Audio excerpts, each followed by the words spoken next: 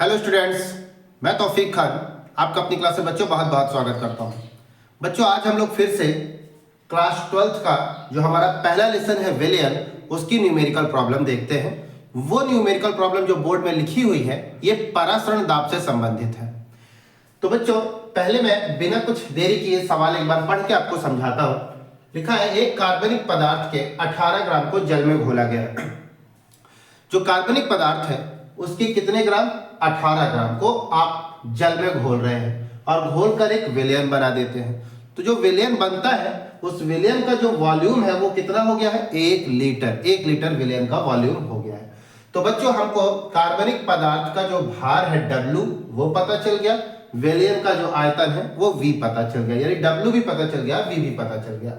फिर आगे बढ़ते हैं। प्राप्त विलयन यानी जो 1 लीटर विलयन हमें मिला है वो विलयन कितने केल्विन टेम्परेचर पर है? 293 केल्विन टेम्परेचर पर है। ठीक है, यानी कि जो T की वैल्यू है, परम ताप जिसे कहते हैं, उसकी वैल्यू डायरेक्ट यहां पर दी है 293। ठीक है, तो जो 293 केल्विन पर जो परासरण दाब है उस विलयन का, जो 1 लीटर विलयन है उस विलयन का जो परासरण दाब है वो 2.414 गुणे 10 की घात 5 न्यूटन मीटर इनवर्स 2 है, यानी परासरण दाब दे दिया। अब एक बात यह है कि अभी तक आपने जितने भी न्यूमेरिकल किए हैं उनकी जो यूनिट, ये जो इकाई आप पढ़ रहे थे वो एटीएम थी, वायुमंडल थी। अब यहाँ पर कुछ बदलाव आ गया। तो देखिए परासरण दाब की यदि आप यही सोचे कि सिर्फ एक यही यूनिट है एटीएम, ऐसा नहीं। परासरण दाब की जो यूनिट आपको मिल सकती है वो mmHg मिलीमीटर पारा में भी मिल सकती है, किलो पास्कल में भी मिल सकती है। ठीक है, साथ ही साथ एटीएम जो आप वो जानते ही हैं, ठीक है, इस रूप में मिल सकती है। तो फिलहाल अभी हमारे पास क्या आया है? Newton metre inverse 2। तो बच्चों परासरण दाब की एक इकाई है जिसे हम कहते हैं PA यानी पास्कल। पास्कल जो है उसे हम न्यूटन प्रति मीटर स्क्वायर के रूप में भी लिख सकते हैं। तो यानी ये पास्कल ही है लेकिन न्यूटन प्रति मीटर स्क्वायर के रूप में लिखा हुआ है। अब जैसा अगर ये प्रति हटा देंगे तो मीटर इनवर्स 2 हो जाएगा, वही चीज लिखी हुई है। ठीक है, आगे बढ़ते हैं। पदार्थ का आपको अणुभार यानी कि m आपको ज्ञात करना है, जबकि r की value 8.3 joule kelvin inverse mole inverse दी गई है। तो आप सबसे पहले आप फार्मूला लिखें, PV is equal to nRT। तो बच्चों n का मतलब विलेय के मोलों की संख्या, विलेय के मोलों की संख्या बराबर होती है विलेय का भार बटा विलेय का अणु भार। ठीक है, तो कैसे लिखेंगे इसे? PV is equal to W upon M into R into T। तो बच्चों ये विलेय का भार 18 जो दिया है और हमको ये M ज्ञात करना है यानी अणु भार, इसको हम पक्षांतर करके इधर ले आते हैं और PV को इधर ले आते हैं। तो कैसे लिखेंगे? M is equal to W into R into T upon P into V। ये आपने फार्मूला सेट कर दिया।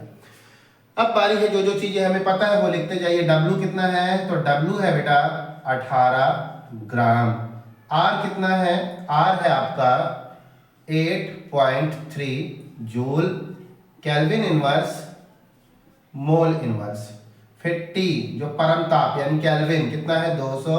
293।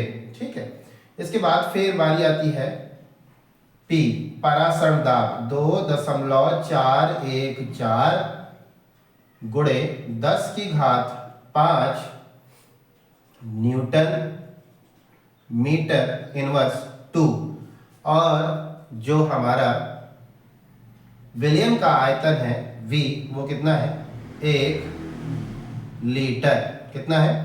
1 लीटर। ये सारी इकाइयां आपको पता चल गई। अब ध्यान से देखिए, जो विलयन है, जो 1 लीटर विलयन है, उस विलयन पर जो हमारा प्रेशर लग रहा है, जो परासरण दाब लग रहा है, वो न्यूटन मीटर पर है, यानी इकाई यहाँ पे मीटर उपयोग में लाई गई है। तो जब यहाँ पे हम परासरण दाब उस विलयन पर, जिस विलयन पर हम परासरण दाब लगा रहे हैं वो मीटर पर है, तो ये जो विलयन है ना हमारा जो 1 लीटर, इसको भी हम लोग इसके आयतन को मीटर में कन्वर्ट कर लेते हैं। ठीक है, क्यूबिक मीटर में कन्वर्ट कर लेते हैं। तो कैसे करेंगे? इस V को की जो वैल्यू है 1 लीटर, उसको हम लोग किस में कन्वर्ट करने वाले हैं? मीटर में कन्वर्ट करने वाले हैं। तो वो कैसे कन्वर्ट होगी क्यूबिक मीटर पर? ध्यान से देखिए, मैं यहाँ पे लिख रहा हूँ मैं यहाँ पे डायरेक्ट अगर लिख दूं तो होगा क्या, पहले मैं दिखाता हूं। v is equal to 1 into 10⁻³ metre cube. तो 1 लीटर जो विलियन है उसको यदि हम मीटर में कन्वर्ट कर रहे हैं तो वो बराबर होगा v is equal to 1 into 10⁻³ metre cube. अब सबसे बड़ी बात यह है कि ये लीटर ऐसे कैसे कन्वर्ट हो गया है ना, तो उसी को हम लोग देखते हैं कैसे कन्वर्ट हो गया। मैं यहाँ पे लिखता हूँ, आप लिखना चाहे तो लिखे, ना लिखना चाहे तो ना लिखे, सिर्फ मैं आपको समझा रहा हूं, ठीक है। तो देखिए बच्चों, 1 लीटर बराबर होता है 1000 सेंटीमीटर क्यूब के। 1 लीटर किसके बराबर होता है? 1000 सेंटीमीटर क्यूब के। इसका मतलब 1 लीटर की जगह पर हमने लिख दिया 1000 सेंटीमीटर क्यूब। लेकिन अभी काहे में बदला है? बोलिए सेंटीमीटर में, चाहिए काहे में? मीटर में। तो बच्चों हमें एक बात पता है कि जो 100 सेंटीमीटर होता है ये बराबर होता है 1 मीटर के, और 1 सेंटीमीटर बराबर होता है 1/100 मीटर के। तो बच्चों यहाँ पे जो सेंटीमीटर है वो कितने बार लिखा है? 3 बार। और यहाँ पे सेंटीमीटर अभी कितना? 1 ही सेंटीमीटर है। अब हमको चाहिए, देखिए कैसे लिखेंगे अब हम लोग। यहाँ पे 1000 हमारा ये लिखा हुआ है, 1000 ये वाला हमारा लिखा हुआ है, ठीक है, इनटू अब 1 सेंटीमीटर को यदि हम मीटर में कन्वर्ट करें तो इतना होगा। लेकिन उसके ऊपर क्या है? क्यूब, यानी 3 बार इसी चीज को लिखना है। 1/100 इंटू 1/100। 1 जीरो से ये 1 जीरो कैंसिल, इस जीरो से ये जीरो कैंसिल, इस जीरो से ये जीरो कैंसिल हो गया। बचा क्या? 1 गुणे 1/10 का मल्टीप्लाई 100 में करेंगे 1000 मीटर। कितने बार लिखे? 1 बार, 2 बार, 3 बार, यानी मीटर क्यूब, ठीक है। और एक स्टेप उठाइए तो कैसे लिखेंगे? 1 गुणे 10 की घात -3, ये 10 की घात 3 है, बटा के ऊपर जाएगा 10 की घात -3 मीटर क्यूब। देखिए आ गया, ठीक है। तो बेटा क्लियर हो गई होगी बात। अब चलते सारी वैल्यू को हम लोग फार्मूले पे रखने वाले हैं। तो फार्मूला है हम लोगों का ये वाला, m is equal to w की जो वैल्यू है वो है 18, r की जो वैल्यू है आपकी वो है 8.3, t की जो वैल्यू है वो है 293, t की जो वैल्यू है वो इतनी है 2.414 इंटू 10⁵, और v की जो वैल्यू है वो है आपकी 1 गुणे 10 की घात -3, ठीक है। अब बच्चों इसे यदि आप सॉल्व करेंगे तो आएगा 181.33। आप सोचेंगे कि सर ये डायरेक्ट कैसे हो गया, तो आप डायरेक्ट कर सकते हैं, ऐसे हो सकता है। लेकिन अगर आप इसको समझना चाहें यही चीज, तो कैसे मैंने इसको लिखा मैं यहाँ पे फिर से आपको समझा रहा हूँ। आपका ये यहाँ पे ये वैल्यू लिखने के बाद ये वैल्यू यहाँ पुट करेंगे, आपका सॉल्व आ गया है।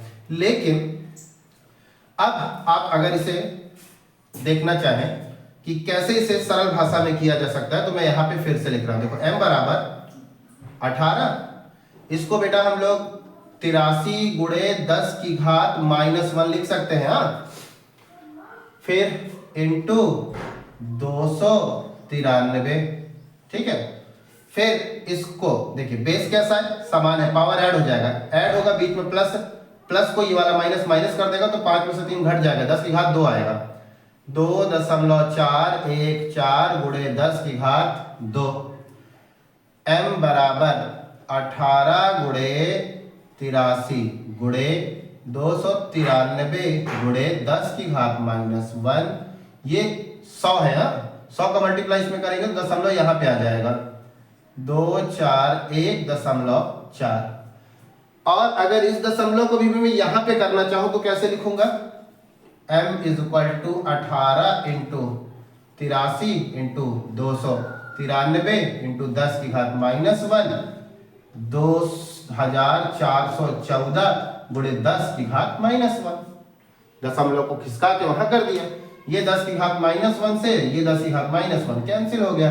अब तो इजी हो गया, इनका मल्टीप्लाई करके इनसे 2414 से डिवाइड देंगे तो बेटा फाइनली जो आपका आंसर आने वाला है वो 181.33 ग्राम प्रति मोल आंसर आएगा। तो उम्मीद है आपको ये सवाल समझ में आया होगा। धन्यवाद।